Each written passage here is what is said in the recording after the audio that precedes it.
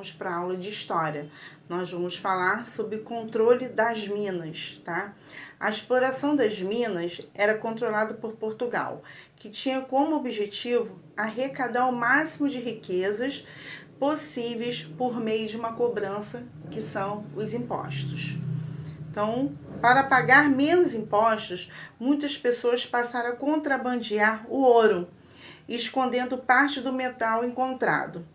Com o objetivo de evitar o contrabando, a coroa adotou medidas mais duras, exigindo, por exemplo, que todo o ouro extraído fosse registrado. Aqui são barras de ouro registrado com as marcações da coroa portuguesa. Ao se fazer o registro, parte do ouro era escolhido como forma de recolhido como forma de imposto. Então agora nós vamos conhecer, tá, a seguir os principais impostos cobrados pelos portugueses na época da mineração.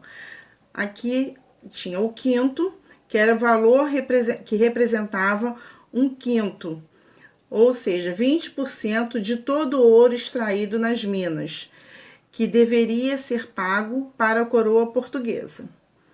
Entradas: imposto referente à entrada e à saída de pessoas e animais na região das minas. Captação: valor que deveria ser pago pelos senhores por escravo que era enviado para trabalhar nas minas. Derrama: confisco de bens pessoais dos devedores, para garantir que todos os impostos fossem pagos. A Inconfidência Mineira. A grande quantidade de impostos, a ameaça da derrama e as medidas autoritárias adotadas por Portugal geraram insatisfação entre a população mineira. Assim, em 1789, uma parte da população livre de Minas Gerais se revoltou contra a coroa e lutou pela independência e para que fosse estabelecido uma república na região. Essa revolta ficou conhecida como Inconfidência Mineira. Entre as pessoas que participaram da organização do movimento estavam comerciantes, fazendeiros, militares e padres. Contudo, um dos participantes delatou os planos para que as autoridades e a revolta não chegou a acontecer. Muitos rebeldes foram presos e exilados. Aqui nós temos a imagem de Joaquim José da Silva Xavier, conhecido como Tiradentes. Ele foi o único rebelde condenado à morte e serviu como exemplo para que outras pessoas não se rebelassem contra o domínio de Portugal. A Conjuração Baiana. A insatisfação contra o domínio português não acontecia somente na região mineira. Em Salvador, por exemplo, também teve início o movimento de revolta, a chamada Conjuração Baiana, ocorrida em 1798. Reuniu grupos populares, além de pessoas da elite. Seu principal líder foi o médico e político Cipriano Barata. As reivindicações dos rebeldes incluíram o direito a salários mais justos, a libertação dos escravos, dos escravizados e a proclamação da República. Porém, antes que a revolta ocorresse, os conjurados foram descobertos e punidos. Cidadania no dia a dia. Os impostos na atualidade. Como vimos no século XVIII, a população de Minas Gerais pagava vários impostos ao governo português. Atualmente, continuamos a pagar muitos impostos no dia a dia. Você sabe como funciona isso? Então, os impostos são uma quantia paga pelos cidadãos ao governo para que seja possível o investimento em vários setores, como saúde, segurança e educação. Assim, quando pagamos impostos, eles devem ser revertidos em determinados serviços públicos. Alguns impostos são pagos sobre os valores de imóveis imposto predial, que é o IPTU, e territorial urbano, IPTU, ou de meios de transporte, impostos sobre a propriedade do veículo automotor, IPVA. Outros impostos já estão inclusos nos preços dos produtos consumidos diariamente. Então, aqui nós temos um gráfico abaixo, Brasil, porcentagem de impostos em cada produto. Então, aqui, na carne bovina, nós pagamos 17%. Na pasta de dente, 35%. No tênis importado, 59%. Na bicicleta, 48%. No caderno, quer dizer, 48 não, 46%. No caderno, 35%. Em brinquedos, 35% também.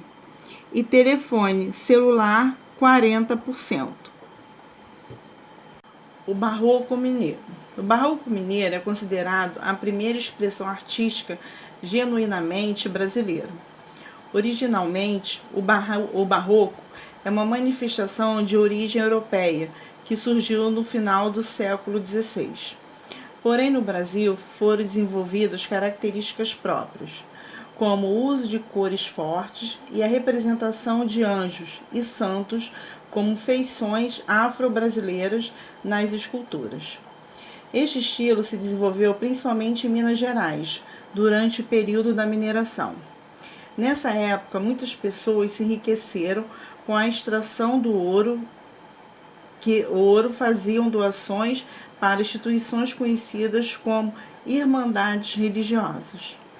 Essas irmandades eram associações de fiéis católicos responsáveis pela organização de rituais e pela gestão das igrejas. Além disso, promovia o encontro de diferentes grupos sociais por meio de eventos e, com o dinheiro de doações, contratava o artista para decorar os espaços religiosos. Então, esse aqui é um altar em estilo barroco, mineiro, no interior da igreja de São Francisco de Assis, em Ouro Preto, em Minas Gerais. E aqui é uma escultura de pedra-sabão feita por Antônio Francisco Lisboa, o Aleijadinho. São elementos marcantes do barroco mineiro. Patrimônio cultural brasileiro. As obras do barroco mineiro fazem parte do patrimônio cultural brasileiro. Elas são muito importantes, pois nos ajudam a compreender melhor o período colonial do Brasil.